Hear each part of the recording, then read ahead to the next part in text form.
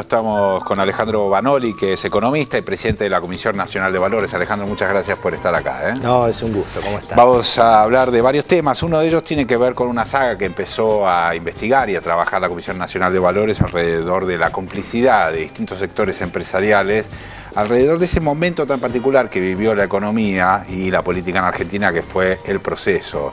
Y durante el proceso veníamos como encargándonos siempre de las responsabilidades alrededor de derechos humanos, sobre el tema de derechos humanos, y nunca nos hemos animado a pensar con facilidad y con tranquilidad de qué se trató la parte económica de ese proceso militar. Y ahí hay un pie muy importante que está haciendo la Comisión Nacional de Valores que me parecería interesante que lo puedas aclarar, Alejandro, contarnos. Bueno, cómo no. Bueno, nosotros a caballo un poco de lo que fue todo este proceso de caracterizar a la dictadura como cívico-militar y avanzar en estos años sobre estas responsabilidades de los civiles, instigadores, cómplices, partícipes de lo que fue la dictadura y el genocidio, nos pareció importante que se conozca, que se investigue y que después se juzgue, ¿no? Por eso memoria, verdad, justicia, ¿no? Sí. De alguna manera el lema. Todo lo actuado, todo lo que pasó en la dictadura en el plano económico y financiero. Y esto tiene distintos matices. En primer lugar, había dos cosas que de alguna manera eran conocidas. En primer lugar, digamos, lo que había pasado en términos del genocidio. En segundo lugar, también, qué había pasado con la política económica de la dictadura. Pero creo que faltaba un poco el hecho de tratar de sistematizar y caracterizar esos genocidios y cómo el sector financiero, que fue el gran ganador de poder a partir de la reforma de la Ley de Entidades Financieras de Martínez de Hoz, cómo se configuró ese poder y qué tuvo que ver con este genocidio, cómo se apoderaron las empresas y caracterizar que había un patrón, o sea, no era algo al voleo, sino que precisamente hubo un intento de cambio de la estructura económica, cambio de la estructura financiera y por otro lado, bueno, la violación de los derechos humanos, el cambio de la matriz económica y la rapiña, ¿no? De alguna manera ver cómo todo eso que aparentemente parecen cosas distintas dentro de un marco más general estaban entrelazadas. Bueno, creamos un grupo, digamos, interdisciplinario con economistas, pero también con abogados, con antropólogos, con sociólogos, como para poder abordar un poco toda esta temática de manera amplia. Y bueno, finalmente el 25 de marzo, el 24 fue domingo y estaban todas las actividades de esa fecha, presentamos el informe final, digamos un poco con las conclusiones, que está a disposición del público en nuestra página de internet www.cnv.gov.ar, donde, bueno, de alguna manera se establece, ¿no?, un poco qué ocurrió en el proceso, cuál fue la política económica, cuál fue la política financiera, cuáles fueron los casos de las empresas donde hubo apoderamiento a partir de tormentos, ¿no? El caso más conocido era Papel Prensa, que tuvo un informe específico, Papel Prensa La Verdad, pero había muchos otros, ¿no?, que tenían un patrón más o menos general. Y bueno, esto habilitó también el hecho de que junto a la Secretaría de Derechos Humanos, con quienes habíamos creado esta iniciativa, presentáramos las denuncias penales y las querellas, y a los pocos días, bueno, el juez Rafecas dispuso la prisión de varios de los representantes en ese momento de la CNV en la dictadura y, digamos, de los partícipes civiles en crímenes de lesa humanidad que surgieron de este informe. Es muy importante la investigación que empezaron a hacer porque la verdad que no se había hecho. Y cuando mencionaba Papel Prensa, lo que hay que pensar es que hubo varias otras operaciones que le sacaban la empresa. Le sacaban la empresa simplemente por razones políticas, por razones económicas, porque no respondían a los intereses que querían los propios militares o algunos sectores económicos que querían esas empresas. Las nombro algunas porque mencionó Papel Prensa: Industrias Siderúrgicas Grassi, Banco de Harlingham, Celulosa, Canales, La Agrícola, Grupo Yacarino, Financiera Río Paraná, Finsur, Casa de Cambio Brasilia, Banco Latinoamericano. Es impresionante porque uno puede decir, bueno, pudo haber sido Papel Prensa por el tema del papel. No, era un combo de cosas que atacaba todos los rubros de la economía, ¿no? Empresas grandes, medianas y chicas, por ejemplo, algunas que eran competencia de algunas grandes. El caso de Asindar, vos mencionabas Siderúrgica Grassi, que bueno, de alguna manera era una empresa que molestaba porque era eficiente. Bueno, la borramos del mapa, la apoderamos y matamos. ¿Y cuál era el mecanismo?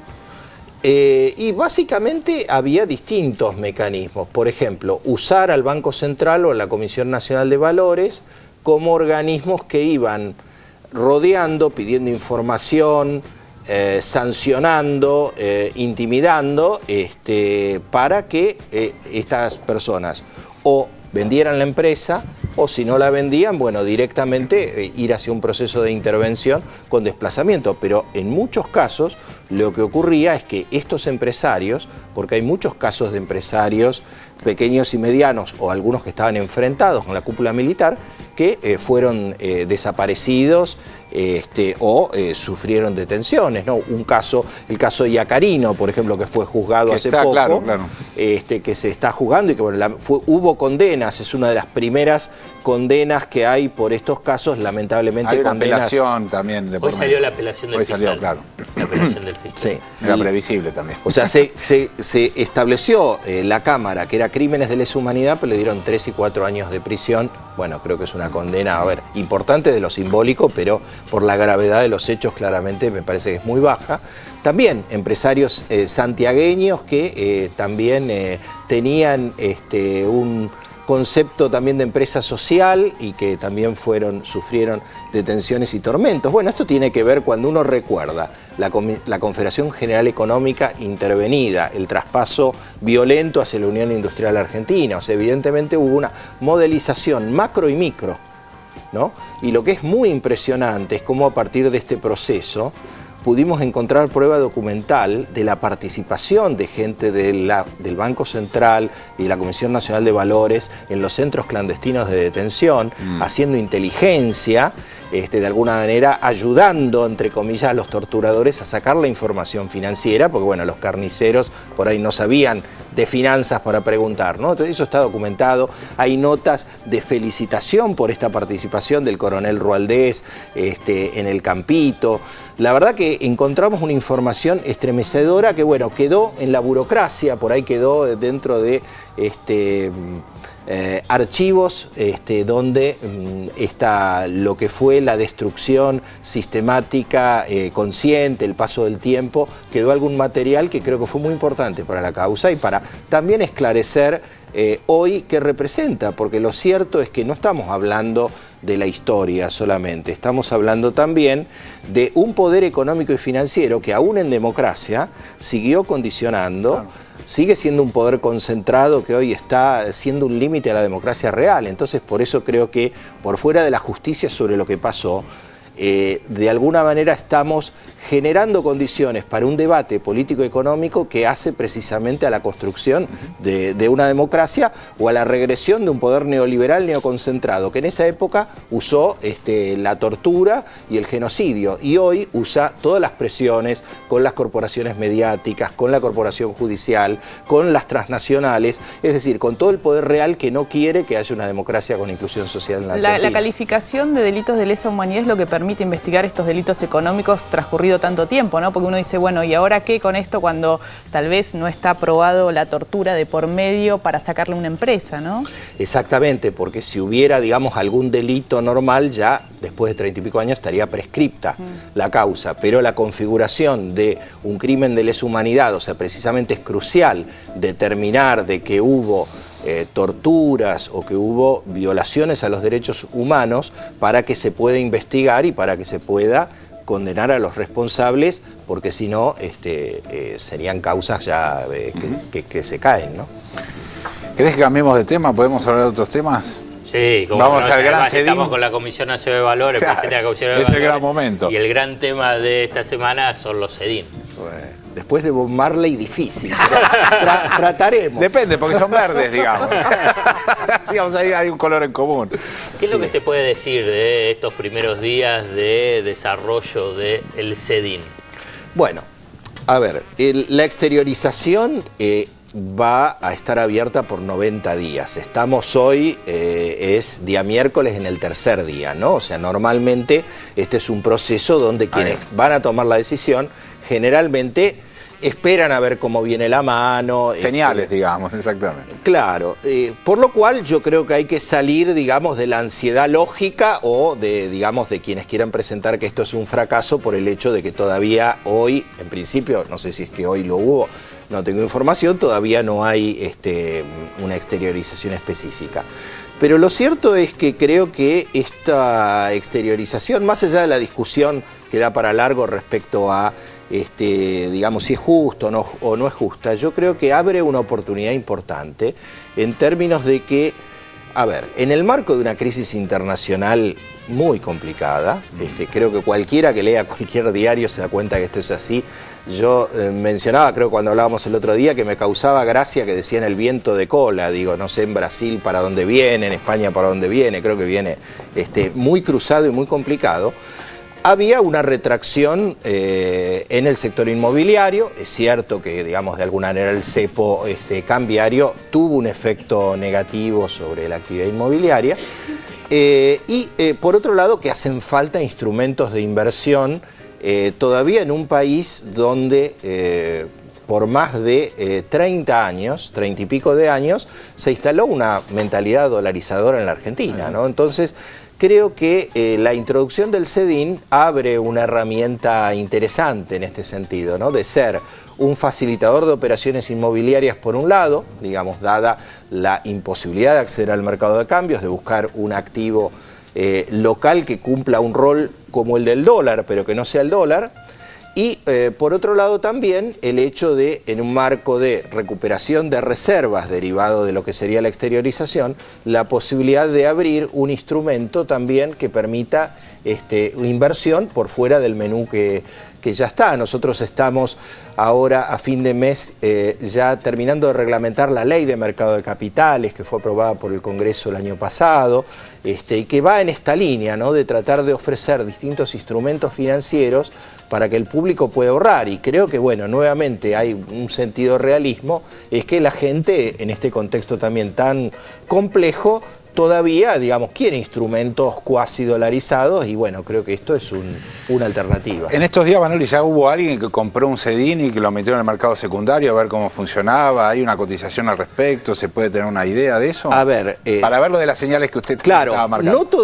No todavía operaciones, nuevamente, porque yo creo que, digamos, la aparición del CEDIN va a estar de la mano de la exteriorización específica, o sea, que alguien exteriorice y entonces ahí reciba los CEDIN. Pero sí hay un dato que es de hace horas nada más. Hoy hay precios en las pantallas de los mercados de CEDIN, o sea, se está negociando, yo lo que he visto, esto tomémoslo como algo aproximado, 7.15 estaba el certificado no aplicado, o sea, aquel que todavía no está vinculado a una operación inmobiliaria, y 7.45 si alguien aparece con un CEDIN aplicado. Esto es un valor sensiblemente inferior al del dólar ilegal. Claro.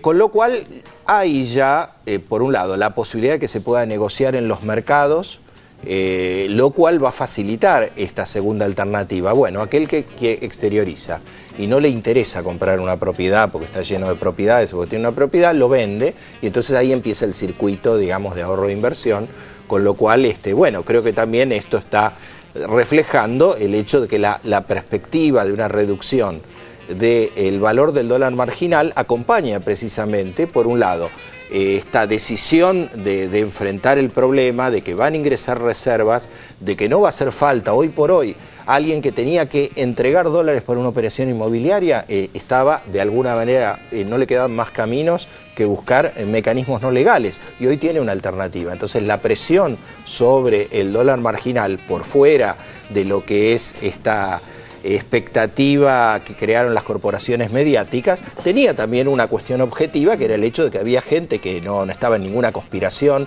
pero que de alguna manera tenía que hacerse de dólares para comprar. Y creo que en esto es una alternativa, como decía, útil para poder, y por cierto, la actividad inmobiliaria encadena un montón de actividades de la construcción que en términos de empleo, en términos de recuperación, de crecimiento, venimos de 2 meses donde se ha crecido más del 7%, ¿no? O sea, hay toda una dinámica importante en términos de recuperación de la actividad y creo que en los próximos meses, no de manera inmediata, el efecto positivo que va a tener sobre estas actividades se va a potenciar con el CEDIN.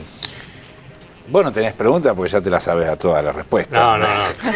Porque tenemos que ir al corte. Ah, ¿en serio? Por fin alguien prestigioso en la mesa. ¿En qué sentido? Por fin alguien prestigioso. El otro día traje una Víctor Hugo, imagínese. No sea ofensivo. No, quiero hablar yo un poquitito sobre el humor popular. El otro día, le cuento a Manoli, estacioné mi 4x4 sobre una rampa para discapacitados. Eso no se hace, Magallanes. Pero no si en la otra esquina había otra. Pero no se puede hacer eso. O sea. Y viene un hombre de la ley, ¿no? Sí. Y lo quise gratificar. No, pero no se llama gratificación. Con unos sedines. No me los aceptó. No me vengan con que era honesto, ¿no? Porque el hombre común va a poder desenvolverse normalmente con los sedines, ¿piensa usted, Manoli? Qué pregunta que le metí. Bueno, no volvamos al tema de los churros y de la cola. Yo creo que es el efecto del churro del bloque anterior, me parece. Puede pasar, Manoli, muchísimas gracias por haber estado acá, un placer.